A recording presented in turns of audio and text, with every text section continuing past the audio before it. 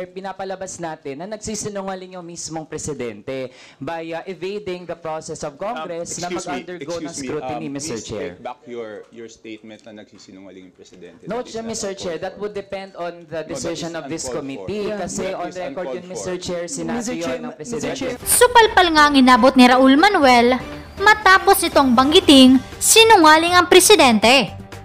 Committee Chairperson Toby Tianco sinuspindi ang naturang pagdinig. Pero bago ang lahat, maaari kayong mag-subscribe para maging updated sa mga issue at bagong mga balita. Nagkagulo nga sa loob ng kamara sa kalagitnaan ng pagdinig matapos magtaas siya ng boses si Congressman Raul Manuel at Janet Garren. Ito ay marahil sa pagbanggit ni Raul Manuel sa pangalan ng presidente na ayon pa sa kanya ay sinungaling umano ito. Agara namang pinatigil ng committee chairperson Toby Tianco ang naturang pagdinig. Ayon pa nga sa mga netizens, Manuel, ikaw ang dapat mawala sa pagiging congressman sa daming napahamak na buhay dahil sa propaganda news sa mga estudyante. Ha ha ha ha, Raul, kuhang-kuha mo, inis ko. Salute to you, Mr. Toby Tianco, Congresswoman Garren, one of the feistiest woman in Congress. Napaka-unprofessional, self-serving, at feeling entitled. I move that we terminate the budget hearing of the Office of the President. Is there a second I to the object, motion? Mr. Chair, Is let there me any explain the objection? objection. I object, Mr. Chair. Yes. Objection. Yeah, Yes. Mr. Chair, I object dahil sabi po ng Presidente, all government agencies undergo the same process tuwing budget deliberations bilang sagot sa Office of the Vice President, Mr. Chair. So kung ganun, Mr. Chair, na ita-terminate natin ngayon yung deliberations, we are affirming ang pagiging brat ng Vice President. And in fact, Mr. Chair, pinapalabas natin na nagsisinungaling yung mismong Presidente by evading the process of Congress na mag-undergo ng scrutiny, Mr. Chair. Please take back your statement na nagsisinungaling yung presidente. No, That is not Mr. Chair, uncalled that would depend on the decision of this uncalled committee. for. Kasi That on is record yun, uncalled Mr. for. Chair, sinabi yun ng Presidente, Chairman. Mr. Chair. Mr. Chairman, Yes. I move that we delete the statement nagsisinungaling ang presidente. That's very unparliamentary. So move, Mr. I did not say that, Mr. Chair. I said Okay, that order would please, depend order. on the actions of this Order. committee, Mr. Chair. Yeah, but we have to delete that portion where you're insinuating that there will be pagsisinungaling if we follow tradition. No, because everything that is tackled in this committee and everything in the House is voted upon by the majority. So whatever the majority rules on does not mean that there is pagsisinungaling. It is just the will of the majority by which a democracy performs. Okay? So since you have an objection, we will now divide the House. All those... Yes. Yes, you're correct.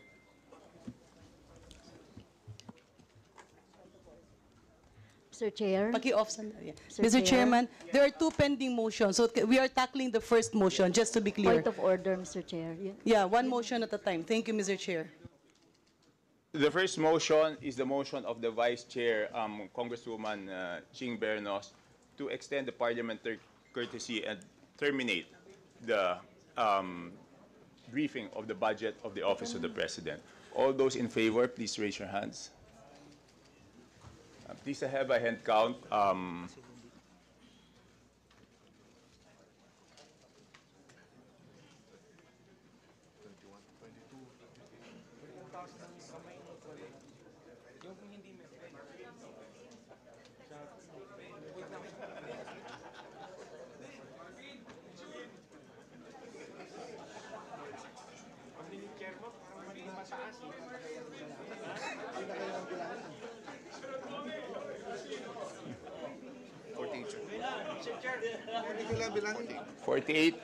Forty-eight are in favor of the motion.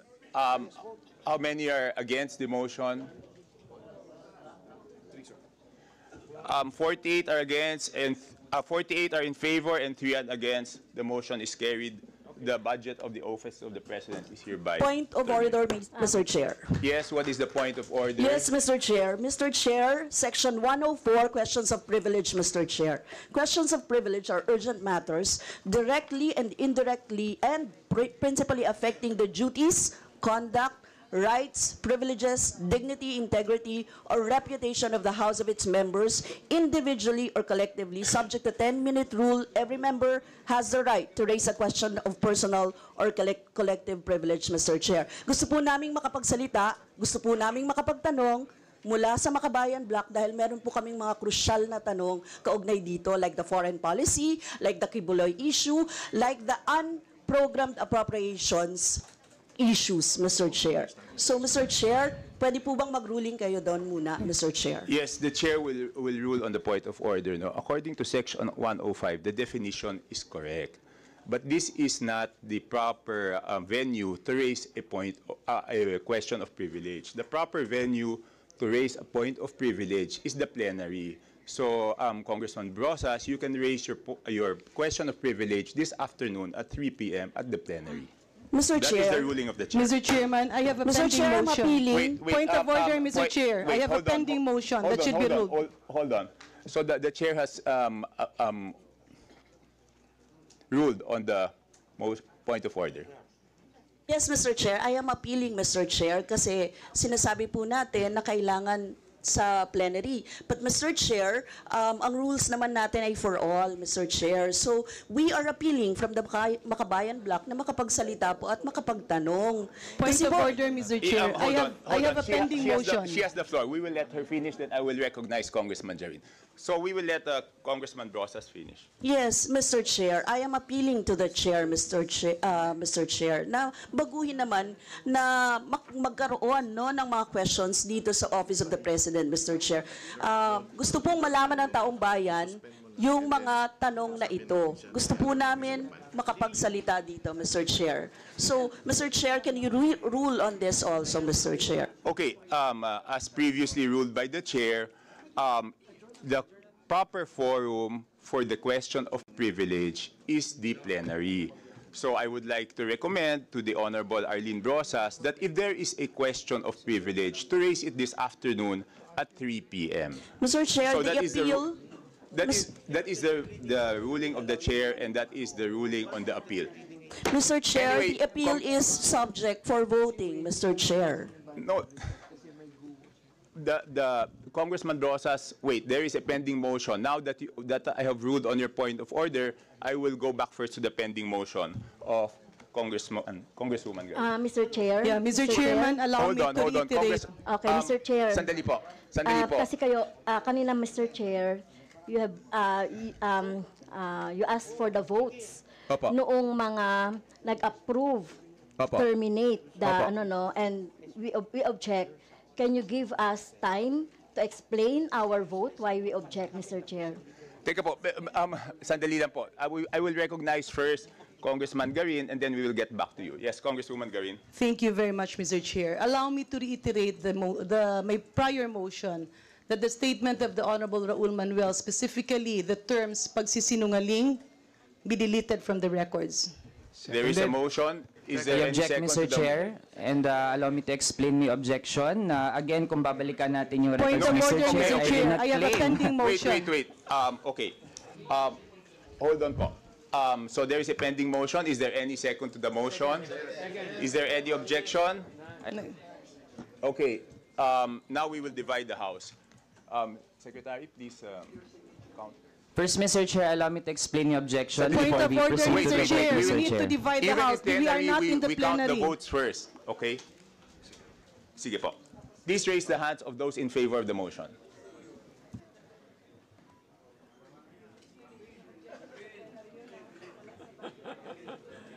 Yeah. Yesterday.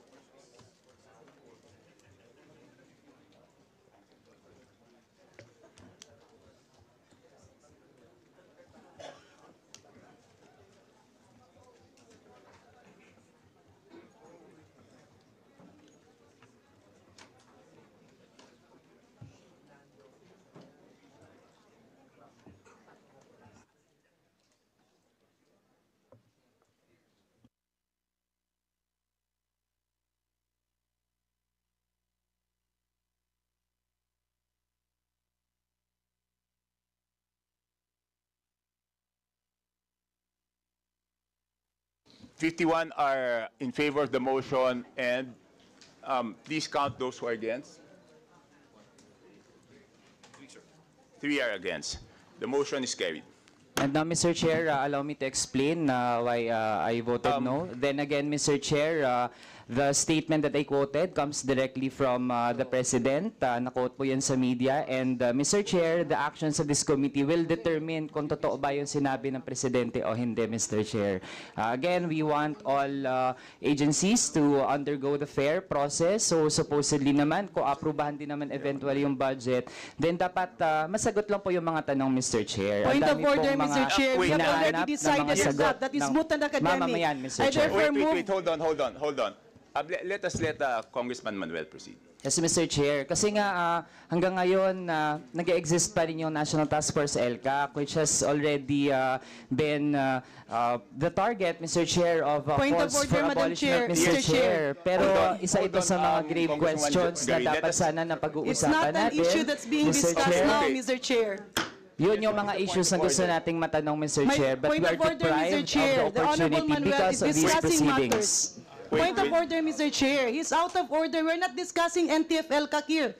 There was a motion that we terminate the budget briefing of the Office of the President. Duly seconded, objected, voted upon. I therefore move, Mr. Chair, that we go back to what is the agenda of this House. That has been terminated, duly seconded. I therefore move that we suspend consideration of the budget Mr. Chair. until Wait, 1:30 session this is afternoon. suspended. So move. Suspended. Chair,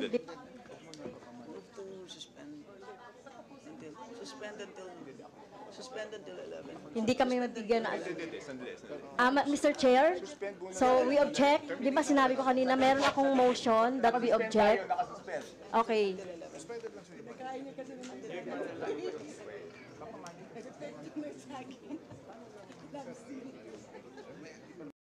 Mr. Chairman, with due courtesy to the Honorable Manuel, because I believe they would like to have a manifestation, I move, allow me to withdraw my motion to suspend the budget briefing, and it's until 1:30. So therefore, I withdraw that motion, Mr. Chair, to allow the quick manifestation of the Honorable Manuel.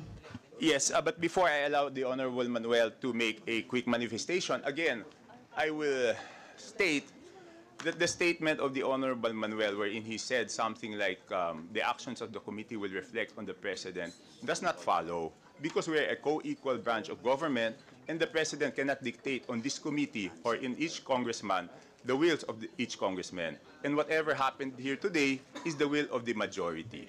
So I just want to clarify that. Yes, Honorable Manuel has 2 minutes to make a manifestation. Thank you, Mr. Chair. Mr. Chair, nandyan ang Office of the President to supposedly set the tone regarding the protection of the rights of people. And when we say rights, kasama po dyan yung economic rights ng taong bayan, commitments para taasan yung sahod na ating mga manggagawa, and of course, civil and political rights. Mr. Chair, while the current administration seeks to distinguish itself na hindi na daw ira ng kadiliman sa ngayon, pero Mr. Chair, the actual experiences of the Filipino people say otherwise. At yun sana yung gusto nating matanong para masagot ng Office of the President. Why is it that from July 2022 to June 2024, Mr. Chair, ang dami pa ring violations, 42,000 victims ng forced evacuation, 105 victims ng extrajudicial killings, 75 victims ng frustrated EJK, 145 victims ng illegal arrest and detention, 63,000 victims ng indiscriminate firing, 44,000 victims ng bombings, and 3,400,000 victims of threat, harassment, and intimidation, Mr. Chair. Also, Mr. Chair, mas mabilis yung rate ngayon ng mga nagiging biktima ng enforced disappearances, yung mga desaparecidos under the current administration kaysa sa former administration, Mr. Chair. So if we did not grant parliamentary courtesy, supposedly, hindi masasandal ng ganito yung mga pinadala ng Office of the President, Mr. Chair. Kaya naman, once again, all of these, alam natin, coordinated po yan ng National Task Force LCAC, of which yung chair mismo ay ang presidente. At contrary sa sinasabing na-achieve na ng NTF-ELCAC yung goals niya, Mr. Chair, nagdagdag pa ng mga member agencies, namely CHED, DOST, tsaka Department of Migrant Workers, Mr. Chair. Kaya naman, hopefully, ito yung mga hinahanap ng taong bayan natin. Bakit ganito pa rin hanggang ngayon? Nasaan po ang pagbabago? At ito ang popondohan natin through the 2025 National Budget, Mr. Chair. Yun lang po. Salamat. Very much, Congressman Manuel. Congressman Brosas, will you make a manifestation? Yes, Mr. Chair. Mr. Chair, sabi ko nga kanina, we have crucial questions about the foreign policy. Mr. Chair, very concerning po yung pagdikit ng gobyerno sa US sa kabila ng tumitinding girian sa West Philippine Sea. Yung pagdami ng EDCA bases, balikatan exercises, war-provoking missile systems sa Ilocos Norte, tapos yung Agreement for Cooperation in Peaceful Uses of Nuclear Energy o 123 Agreement. Parang ready sa gyera ang gobyerno o nanguupat. Mr. Chair, gusto rin naming matanong, will the government go after those who aided Kibuloy? Kasi kung matatandaan, sabi ni former President Duterte, alam daw niya kung nasaan si Kibuloy, pero secret lang daw. Si VP Sara Duterte, sabi niya, nasa langit daw. Obstruction of justice ito. Third, Mr. Chair, isinala nga natin ang Office of the Vice President dito, tapos ngayon nagbibigay ng courtesy sa Office of the President. Double standard dito. Nade-deprive ang mga mamamayang Pilipino na malaman paano ginastos ng presidente, pinakamataas na opisyal sa Pilipinas, ang kanyang pondo. Nakakabahala ito dahil maraming tanong ang taong bayan. Isa na rito ang pagtaas ng unprogrammed appropriations. Noong 2023, nakita ang pagtaas ng i-allocate na pondo sa unprogrammed appropriations mula sa 2023 NEP na 588 billion, naging 807 billion sa 2023 GAA. At 332 billion dito ay napondohan. Sa 2024 NEP, bigla na lamang lumaki ang UA mula 2024 NEP na 281 billion, naging 731 billion sa 2024 GAA. 168 billion dito ay napopondohan na mula January to July 2024. The amount generated for the UA under Marcos Jr. in 2023 was equivalent to the total UA generated during the 5 years of former President Duterte. Dinagdag din ang GOCC excess funds bilang isa sa mga magpupuno ng UA. In-expand ang mode ng UA. Unang beses ito ginawa. Actually, wala ito sa 2024 NEP version.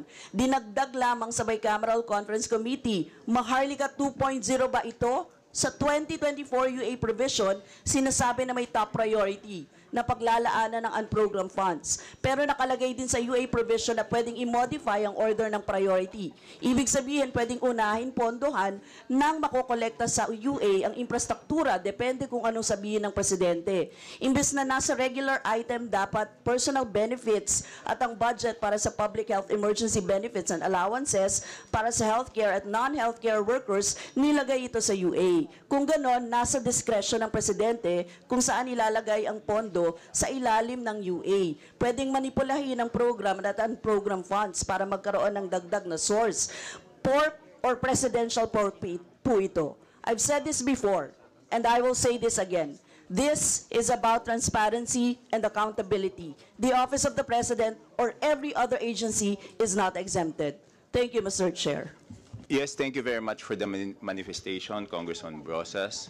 Next would be Congresswoman Castro. Would you make a manifestation? Yes, thank you, Mr. Chair. So, nag-o-object tayo sa naging proseso, no? So, ginawa natin sa lahat ng agency na nag-interpellate tayo, kahit sa Office of the Vice President noong August 27 na ipinakita natin yung ating, no, yung ating mandato na dapat scrutinize, busisiin ang budget ng lahat ng ahensya. Walang exemption, kahit na Office of the President pa yan. Isa dapat sa mga itatanong natin, Mr. Chair, ay yung papalobong intelligence funds and confidential funds. So mapapansin natin, Mr. Chair, sa 10 billion na budget ng Office of the President, halos kalahati dito ay nasa CF at saka intelligence fund. So 4.56 billion. Okay, nagsimula ito, no, Mr. Chair, para sa history, nagsimula ito ng 2013, yung pagbibigay ng 2012, yung pagbibigay ng CF tsaka IF. Pero nung panahon ni Duterte, President Duterte, lumaki ito. Naging nung 2017, 1.225 yung CF at saka 1.25 din yung confidential funds. Hanggang noong 2020, 2.25 yung IF at saka noong 2020 po ay 2.25 din yung CF. Ngayon, pinagpapatuloy po ng Administrasyong Marcos itong paglalaan ng confidential funds. Ginaya po, no? Napakalaki doon sa panahon ni President Duterte. So hindi po ito dapat dahil hindi naman po ito yung yung trabaho, mandato ng ating presidente or Office of the President. Last September 14, 2020, during the budget hearing of the Office of the President for the fiscal year 2021, Deputy ES for Internal Audit Bernardo said that the CIF of the OP was used on the following: Presidential Situation Room, National Anti-Money Laundering and Counter-Financing, National Cybersecurity Interagency Committee, Presidential Anti-Organized Crime, Philippine Center Anti-Terrorism Council, and National Coast Watch, etc. So kung titignan naman po natin, no, ito naman, wala naman po ditong national security na involved. Nasasabihin lang yung mga activities, programs na pinanggamitan noong CIF. Kaya pwede po na matanong at masagot natin, meron bang mga naidagdag na mga activities dito na pwedeng malaman ng ating taong bayan, no? At tingin naman po natin, ito, sinasabi natin na kino-question natin yung 125 million na confidential funds na ibinigay natin doon sa Office of the Vice President. Pero gusto ko rin sana questionin, bakit pinayagan ito ng OP that time? So yun lang po naman yung gusto nating tanungin. At itong yung latest, Mr. Chair, kaugnay doon sa ill-gotten wealth ng pamilya ng Marcos. May decision na kasi ang Supreme Court, no? At natalo ang pamilyang Marcos dito sa bid sa Poway Complex. Ano nang gagawin ng ating Pangulo? This is a Supreme Court decision. So ano ba yung maipapaliwanag niya sa ating mga kababayan kaugnay nito, no? More than sinasabi dito sa decision, Mr. Chair, yung laki ng 576,787 square meters na inari nung panahon ng dating Pangulo Ferdinand Marcos Sr. na dapat na maibalik dahil ito ay public land. Kaya na po yung magiging desisyon ng ating Pangulo kaugnay nito. So yun lang po, Mr. Chair, wala namang masama kung mag-interpellate tayo dahil ito ay may kinalaman sa ating sa ating budget pa rin, Mr. Chair. Thank you. Yes, thank you. Mr. Chair. Yes, before I recognize our Senior Vice Chair, Stella Kimbo, the manifestations of Congressman Manuel, Congresswoman Brosas, and Congresswoman Castro are well taken. We thank you very much for your manifestations in order for the Office of the President to prepare the reply so that we can explain it fully during the plenary sessions. Thank you very much, po. Yes, Senior Vice Chair Stella Kimbo. Yes, Mr. Chair. Maikling manifestation lang po. Paglilinaw lang po sa ating mga kababayan na maaaring nanonood ngayon. Ngayong umaga po, wala pa pong approval na nangyayari po sa budget ng ating OP. Lang po ang ating OP sa ating budget at tayo naman po ay nakikinig lamang. And meron pa pong isa pang pagkakataon, yung pong plenary debates na mag-uumpisa pa po sa September 16.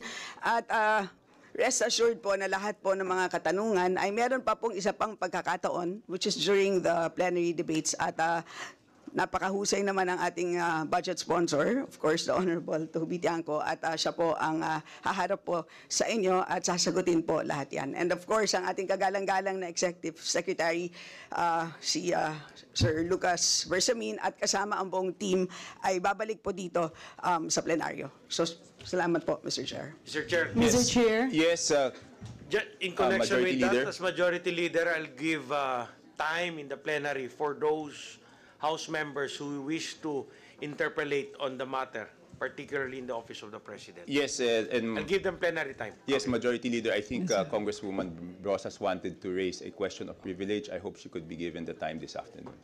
Yeah, Mr. Yes. Chair, I now move that we Wait, suspend hold the... on, hold on. Yusek Liberato, please, did you take note of the manifestations of Congressman Manuel, Congresswoman Brosas, and Congresswoman Castro? Yes, Your Honor.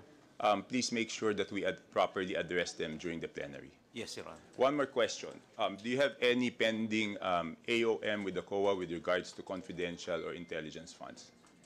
Your Honor, we have not received any audit observation memorandum from the Commission on Audit about the intelligence or the confidential fund of the Office of the President. Is there any representative from the COA who can confirm that? None? Okay. But you are sure that there's no AOM? Certainly, Your Honor. Okay. So thank you very much. Yes, Congresswoman Garin? Thank you, Mr. Chair. I now move that we suspend budget briefing until 11 o'clock this morning. Thank you, Mr. Chair. Yes, budget briefing suspended till 11 o'clock for the office of the POC. Thank you.